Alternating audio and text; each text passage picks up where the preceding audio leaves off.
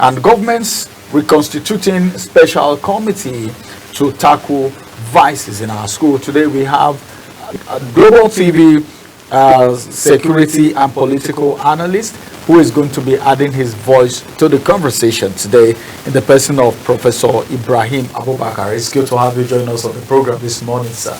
Good morning. Well, let's take it back to our schools now. So many things have changed in our educational system, apart from the fact that there are a lot of people saying the educational system is dilapidating. Permit me to use that word.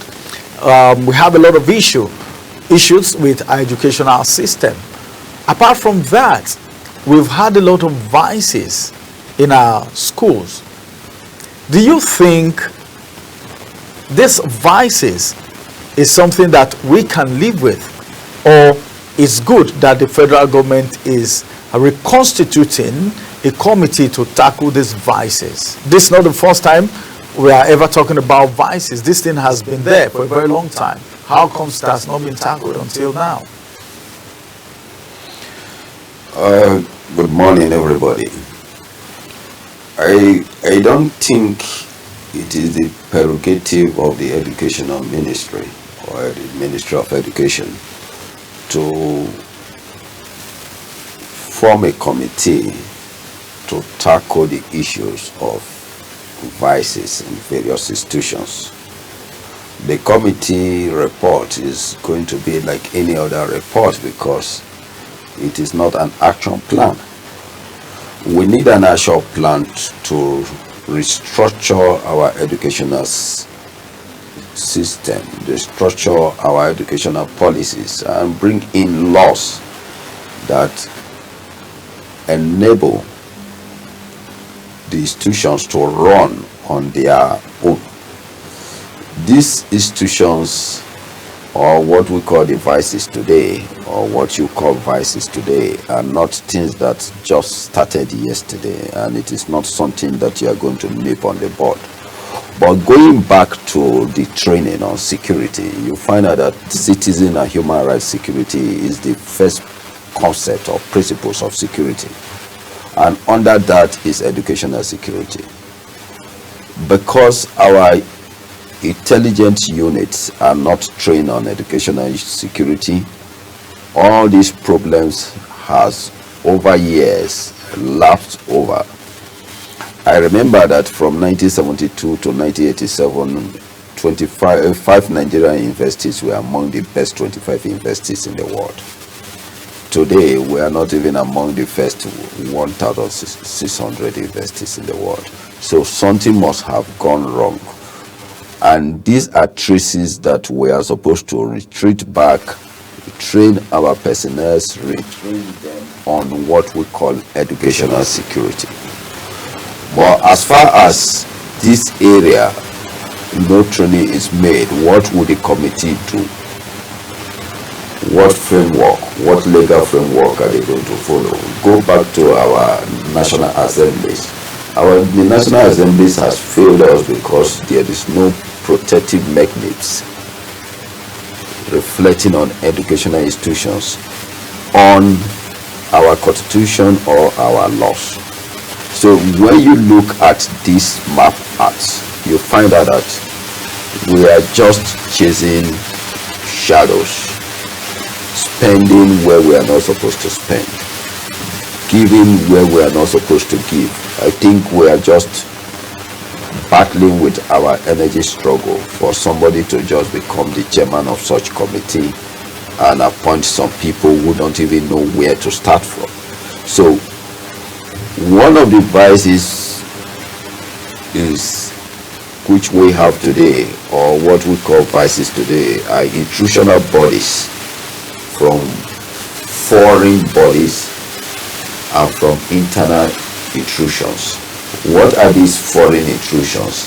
When you have a very brilliant or intelligent web within a circle, and that is retracting over time, degrading over time, instead of moving forward, then there is a need for us to look inward and outward.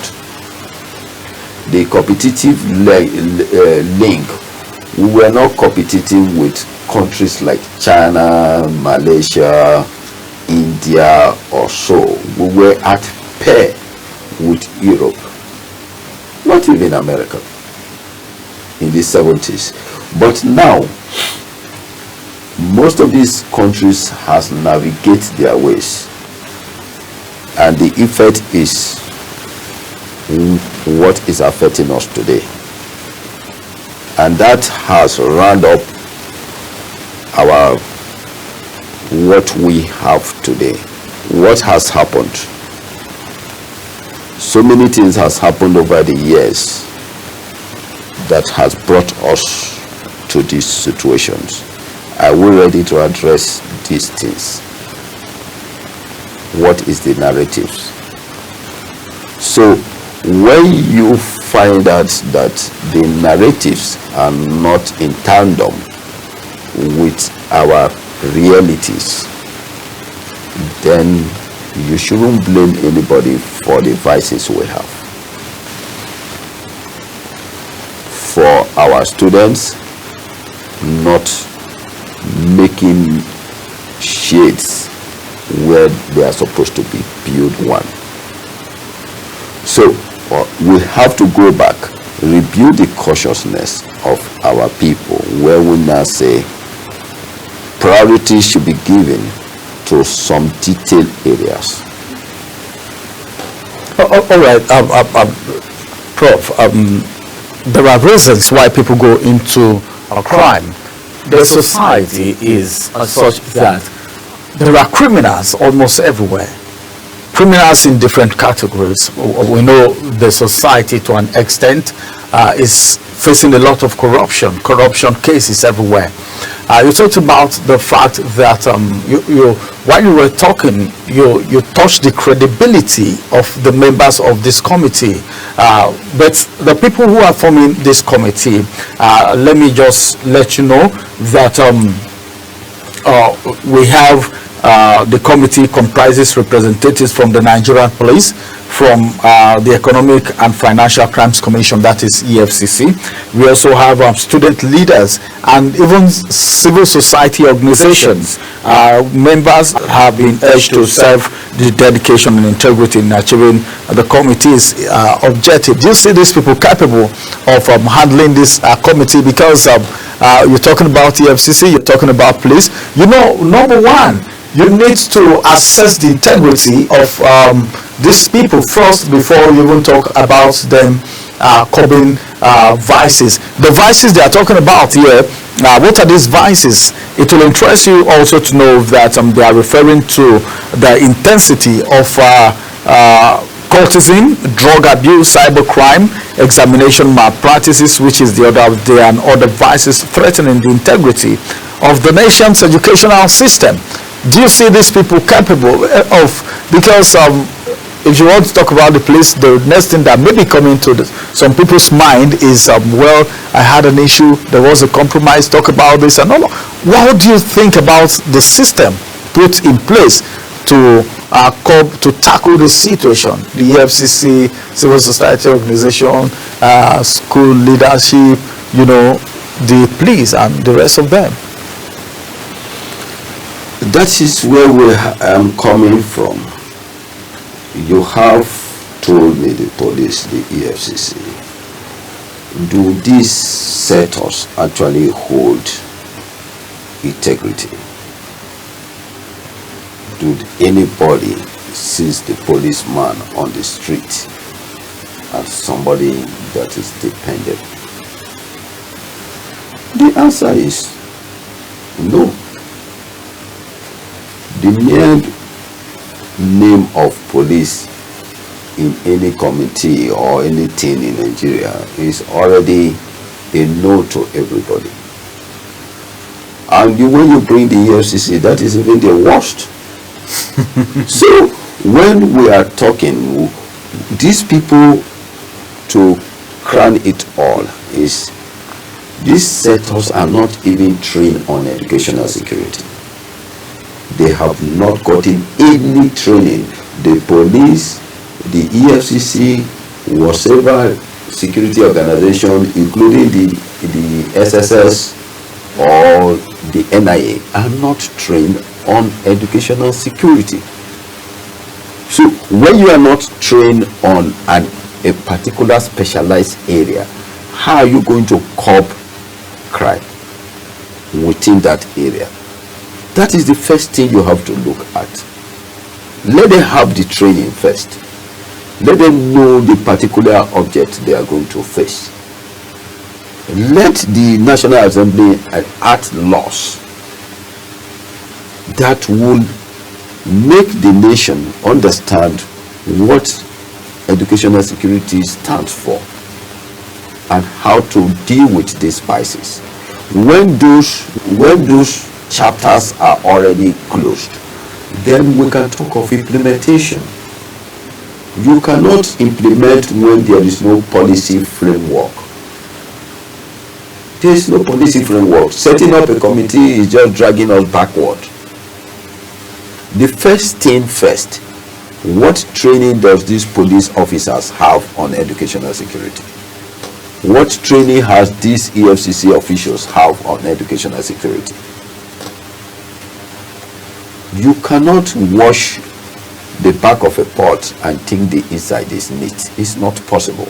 We are scratching from where we are not supposed to scratch from. That are issues. Then when you are coming to the vices they want to curb, what are the vices they want to curb? They want to curb courtesan. Courtesan, as far as I'm concerned, can only be curbed when some modalities are put in place. Who is the courtist? Who has admitted he's a courtist? None of these people are going to admit they are courtist. You understand me?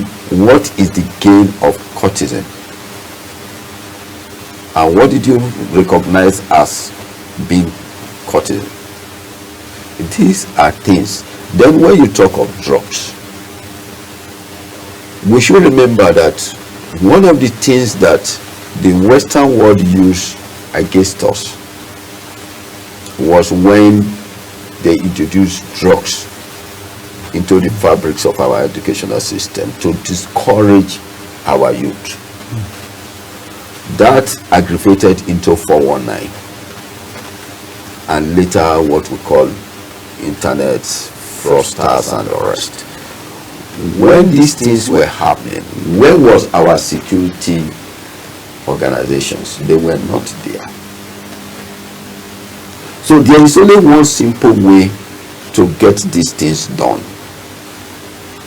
If really they are serious about what they are saying. But we are never serious because I will stop, nobody is going to stop them from constituting a committee. The committee will constitute and they will submit a report, and that is the end of the journey. We'll start all over again. But all right, let's look at this. Some persons said these vices that has been talked about, like cyber crime, students go into cyber crime. Some of them will tell you it is what I do on the internet that I used to pay my school fees and all of that. They try to justify why they indulge in some of these crimes that the federal government is kicking against right now.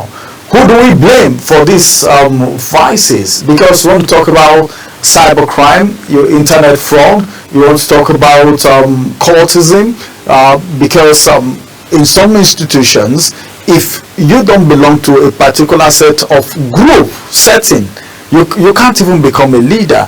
You won't study freely and all of that. And the area of funding of our educational system, does that also contribute to crime? And of course, who do we blame for these crimes? Well, funny enough, if you know what is called cybersecurity and the cyberspace, most of the things we call cyber crimes are not cyber crimes. if anybody is yet to analyze that, I will tell the person that in the cyberspace and the cyber security concept and principles, most of the things we point out as cyber crimes are not cyber crimes anywhere in the world. But for us, we take everything as cyber crime. And when we take it as cyber crime, we are not looking at the element of enhancing from the principles of concept that relate to that and what benefit we are supposed to generate from it. So we relate anything based on the inadequate knowledge we have of it and call it crime or act of criminality. So addressing security issues mostly, we are supposed to get above where we are today, because most of these things started somewhere. So you talk of exam malpractices, for example. Why exam malpractices? Something came up that brought about exam malpractices. So nobody jumped up one night and said, I am going to commit to this crime, when they know it's going to be a source of disgrace. So if some of them knows what it is and adequate tools are put in place, then you find out that it is much better for us than what it is today. The reason is that you cannot come and start putting laws in place when you don't even know the laws you are putting in place. Some people just sit down, think of something, send it to the National Assembly, make sure it goes through the first, second, and the third reading, and pass it into law without looking at where we are coming from. This is Nigeria, this is not America. Remember that up to the 80s, even American first degrees were not recognized in Nigeria. But now it is a hot cake, you know. So you should know that what some of us are talking about are not just says. We are in competition with Europe. So for that, we should be blaming the federal government. It's not only the federal government. It's the people we bring in who evolutions took to where they are today. We principally don't profile anybody before we give them portfolios to handle. And this has really dealt with us, whether we like it or not, negatively or positively, it has dealt with us. So we give anybody a portfolio because he's backed up by one godfatherism or what they call godfatherism today, but I don't know where godfatherism, that word, come from. Because you have to do what is supposed to be done to bring you to the horizons. Did you have the willpower to ride on those stages? When you cannot ride on stages, that means your administrative and managerial portfolio you cannot handle. So we give a lot of people these managerial administrative positions that they cannot handle. And that brings the saying most of the time when people say, my legs cannot fit into the shoes of my father. That is an error. Because our grandfathers' prayers were, may our children be greater than us. Greater than us. But so when you now change it that your legs cannot fit into the shoes of your father, meaning you are limiting yourself to some Arab circles. So as it is right now, let's look into the future now, because already it's so good that the federal government is concerned, because if they are not concerned, they won't set up this committee to look at these vices. And of a truth, these vices is eating deeply into the society, the nation, or everyone see what is happening right now. These people get out of school, even while they are still in school, they are causing havoc to the nation.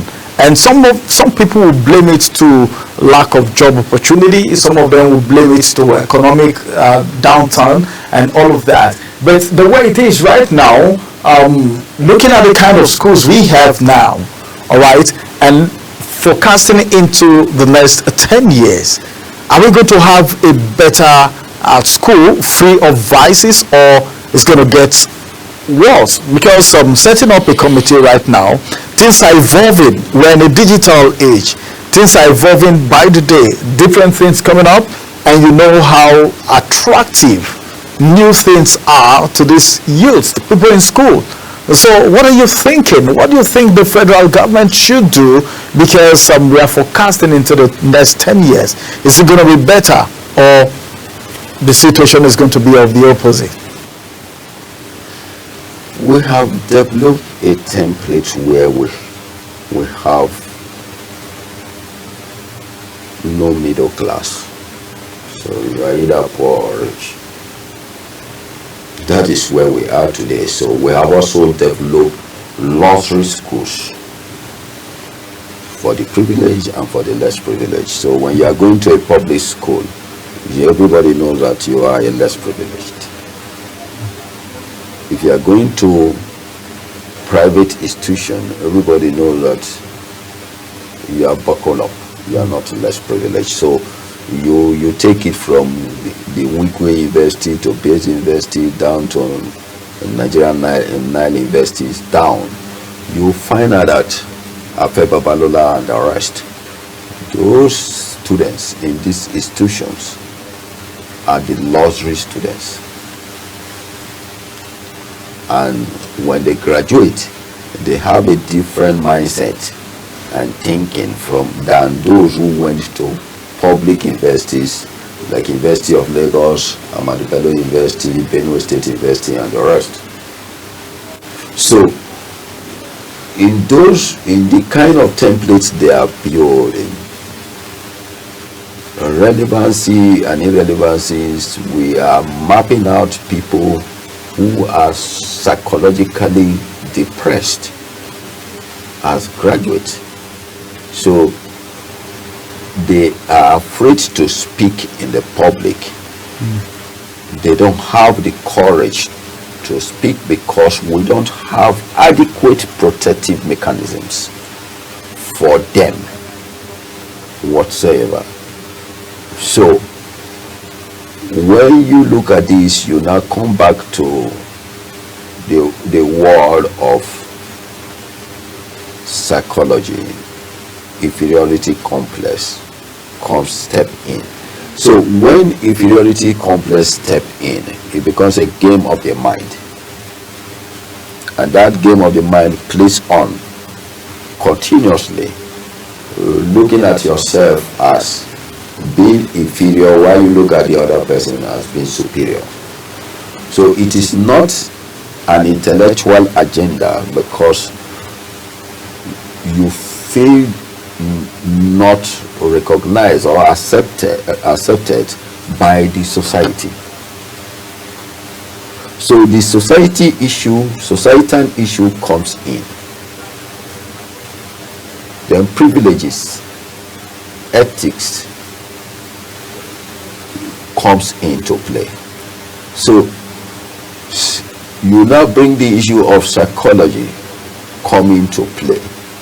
How do you revive these people,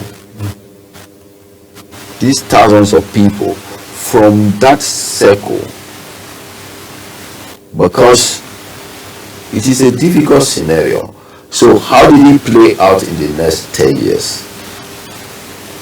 When we are still rotating around the same circle, we are rotating, so there must be a matured art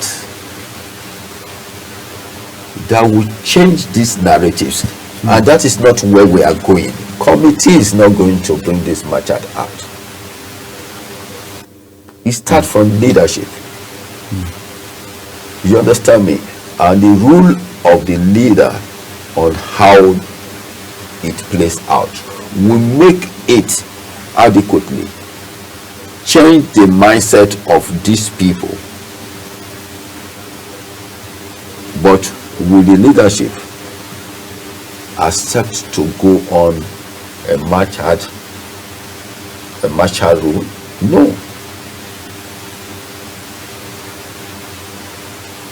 All right, we had to grade our institutions by merit. While you were talking about payment of salaries, what came to my mind is the persistent strike actions that we have. Even this money you're talking about, despite the fact that this money is the same for all professors, it's not even being paid on time. So some persons, some Nigerians may want to believe where there are so many other areas to be looked at, all right, instead of just constituting a committee, this committee is going to be financed and all of that, you know, to curb vices in our schools. Very important to curb vices in our schools, but then the treatment, the attention given to the educational sector, I think it needs to be more. Do you think, what will be your advice to the federal government, to the lecturers, and of course to the students, because these are the major actors? Well, in a society where you don't have education administrators and managers, it becomes very difficult for any academician to come up and say this is what you should do and the rest, because we have these problems already running us. Knowing that education is one of the most important fabrics of human living. So when you don't look at the importance of education, then you are also chasing shadows.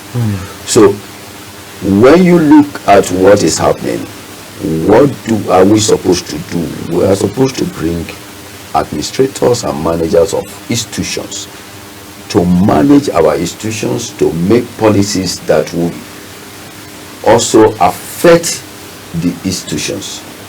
If you see the appointments of administrators and managers in our institutions, you find out that you see a permanent secretary in the Ministry of Education who is not an academician. I think we can stop it there. I think we can stop it there. You just took my mind to where someone was talking about sport, that you have politicians, being appointed to manage sports just because they want to settle someone or something. Well, that's it. You've heard from Professor Ibrahim Abubakr. He is Global TV security and of course political analyst. It's so good to have you join us on the program this morning.